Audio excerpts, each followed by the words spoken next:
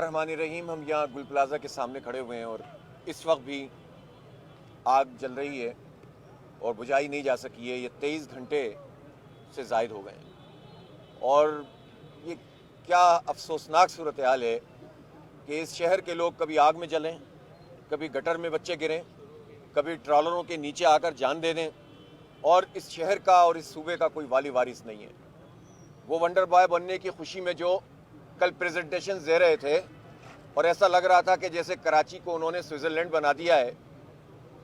उनसे सवाल मैं करता हूं बिलावल भुट्टो जरदारी साहब से कि इस शहर का जो बेड़ा गर्क आपकी पूरी की पूरी पार्टी ने और आपकी हुकूमत ने 17 साल से किया हुआ है, इसका कौन जवाब देगा? 6 लाशें तो निकल चुकी हैं ना, और अभी 60 के करीब लोग अंदर मौजूद हैं। उन माओं पर क्या गुजर रही होगी, उन घर वालों पर क्या गुजर रही होगी कि जिनके बच्चों के आखिरी लम्हात तक की जो है वो मोबाइल के ज़रिए से उनकी आवाज़ें आ रही थी और फिर उन्होंने कहा कि अब मैं बात नहीं कर पा रहा। इस दुख को ये महसूस नहीं कर सकते, ये नहीं कर सकते। शायद इनके दिलों में इनके सीनों में दिल नहीं है और ये एहसास ही नहीं करते कि लोगों के साथ क्या हो रहा है। इनके अलल्ले तलल्ले, इनकी अय्याशियाँ, इनकी करप्शन, इनकी लूट मार, ये जो सिंध बिल्डिंग कंट्रोल अथॉरिटी है, ये किस मर्ज़ की दवा है? ये जो इतने कोड्स बने हुए हैं बिल्डिंग के, इन पर कौन इंप्लीमेंट करवाएगा? एक्सटिंग्विशर है कि नहीं आग बुझाने वाला आला? एग्जिट उनका क्या हाल है? उन सीढ़ियों के ऊपर अगर रास्ते नहीं बने हुए तो किसकी जिम्मेदारी है? किसकी जिम्मेदारी है कि यहाँ से 1 किलोमीटर 1.5 किलोमीटर के रेडियस पर 2 फायर स्टेशन मौजूद हों और वो वक्त पे ना पहुँच सकें, किसी के पास पानी ना हो, कोई गाड़ी चलने के लिए डीजल ना हो। जो बेचारे फाइटर्स हैं उनको ये टोपी लगाकर और जूते पहनाकर समझते हैं कि हमने पूरी किट दे दी है। ये जो पीपीज इसकी होती हैं, इस तरह की जो तीसरे दर्जे की आग थी, इसका अपना प्रोटोकॉल होता है, हर वक्त अवेलेबल होना चाहिए। वक्त पे ही आ जाता है तो शायद इंसानी जानों का इतना ज़िया नहीं होता, लेकिन ये मेयर के मातहत ये बराह रास्त है। और इसी तरह क्या मेयर और क्या सूबाई हुकूमत और क्या विफाकी हुकूमत, पीपल्स पार्टी तो हर जगह मौजूद है। तो कौन जिम्मेदार है इस बात का?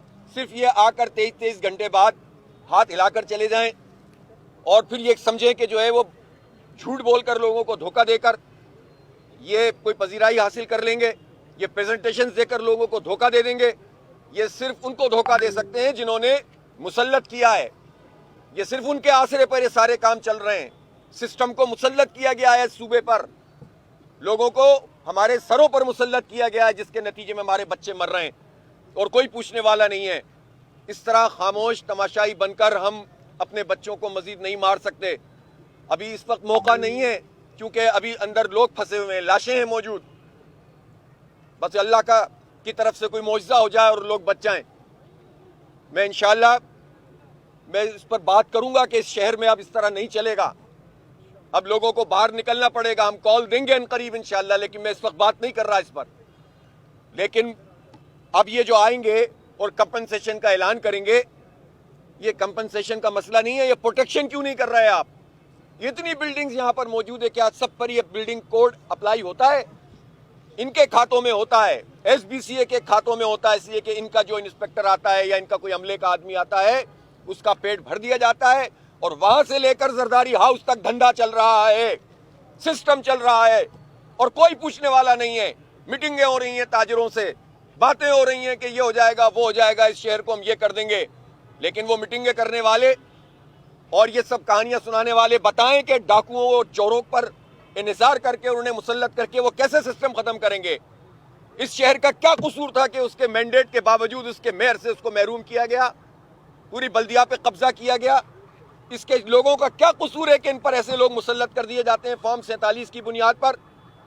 वो पार्टी जो पूरे शहर से कोई एक स्टेशन न जीत सके, उसको 15-15 सीटें मिल जाती हैं, बकिया को 8-8, 10-10 सीटें मिल जाती हैं और कोई लोगों के लिए आवाज उठाने वाला नहीं है।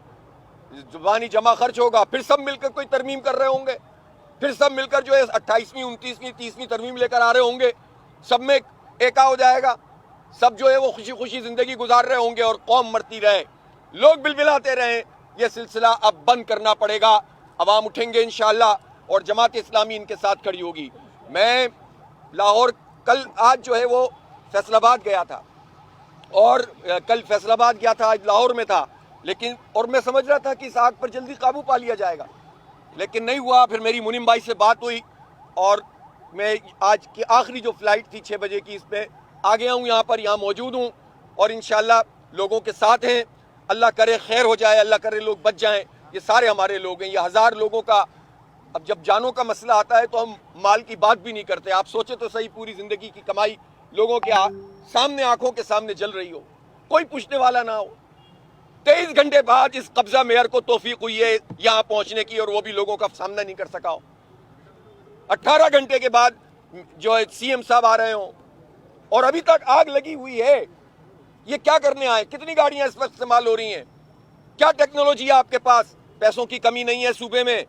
یہ شہر کراچی 98% ریونیو دیتا ہے، سب سے زیادہ ٹیکس دیتا ہے، سب سے زیادہ ایکسپورٹ کرتا ہے۔ یہ شہر کراچی پورے پاکستان کی معیشت میں ریڑھ کی ہڈی رکھتا ہے، کی حیثیت رکھتا ہے۔ اس شہر کے لوگوں کو بے یار و مددگار چھوڑنے والوں کو اللہ کو بھی جواب دینا پڑے گا، اور اب انشاءاللہ انسانوں کو بھی جواب دینا پڑے گا۔